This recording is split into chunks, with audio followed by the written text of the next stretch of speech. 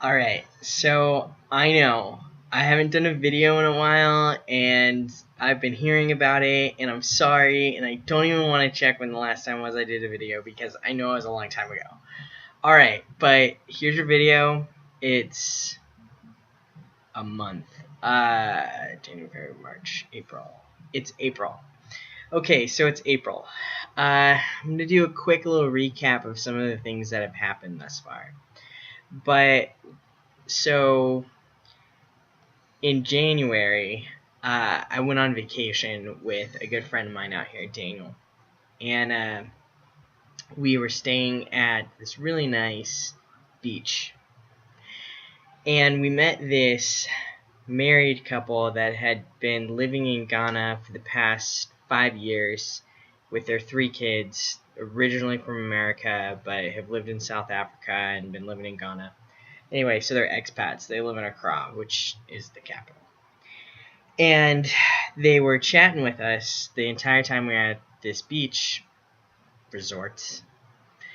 And they were telling us that they were so fascinated by the fact that Daniel and I had signed up to be volunteers, Peace Corps volunteers in Ghana.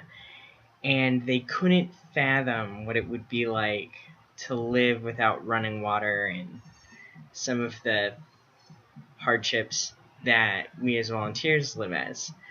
But what really blew me away was the fact that they were asking us questions like whether or not we had supermarkets. And the fact that they were surprised that there were places in Ghana that didn't have running water or supermarkets and things like that was really shocking to me. But then later we found out that even though they've been living in Ghana for 5 years, not even the wife, just the husband, had only been as far north of Accra as Kumasi, which is only like 4 hours north of Accra. And I and the other volunteer live about an additional 4 to 6 hours north of Kumasi.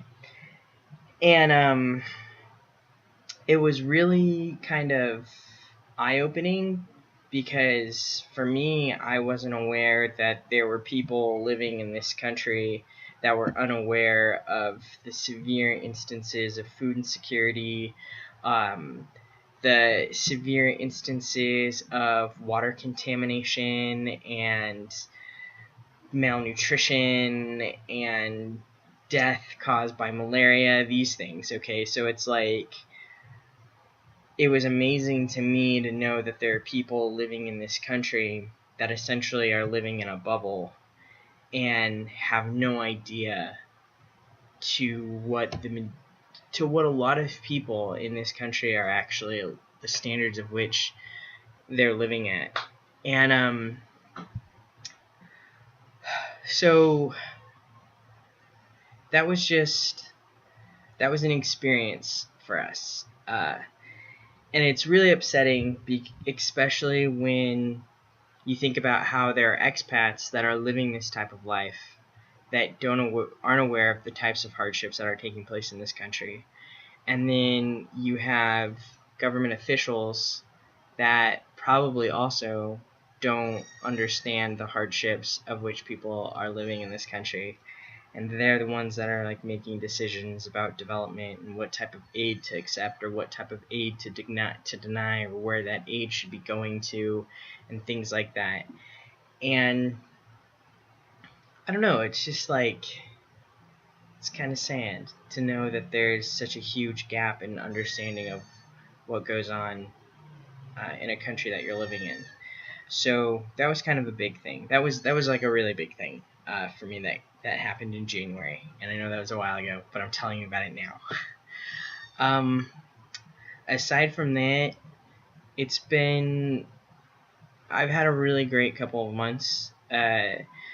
I found out that the woman that I took to the nutrition training that I held back in October, the woman from my community that I took, she's actually been doing different cooking demonstrations and her own maternal health and nutrition trainings with different women in the community. And she's been doing this for like the past 2 months, 3 months now. And I had no idea that she was doing this.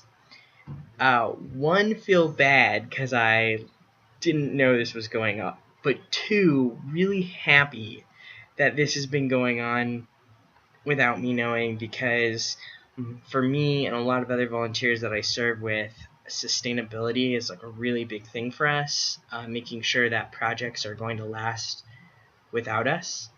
So it was really great finding out that that's been going on. And the only reason why I found out that that was going on was because she had come to me asking me if I knew of more recipes that she could get from me to use to continue in her cooking demonstrations. And she also came to me to ask me if we could go to my community clinic and talk to the head nurse about whether or not she could do different cooking demonstrations and small nutrition trainings on the days that they do baby weighings, which is like the first Friday of every month.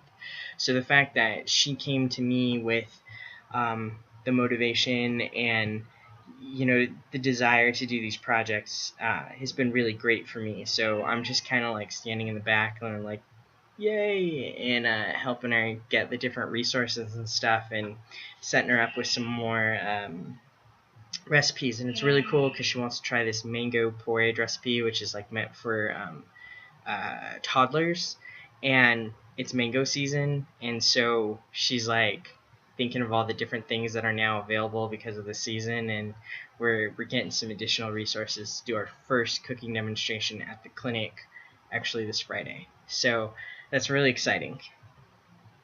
So yeah, that happened. I also did a big animal pen project where we met with different community members that have been rearing animals, and it's been cool because we worked with them on how to actually house their animals, the proper sizing of different animal housing sheds, and also ways to improve sanitation for where you're keeping your animals, which is a really big thing because a lot of people lose out on being able to eat their animals because a lot of times they run away, they get stolen, sometimes people poison them, sometimes they get hit by cars.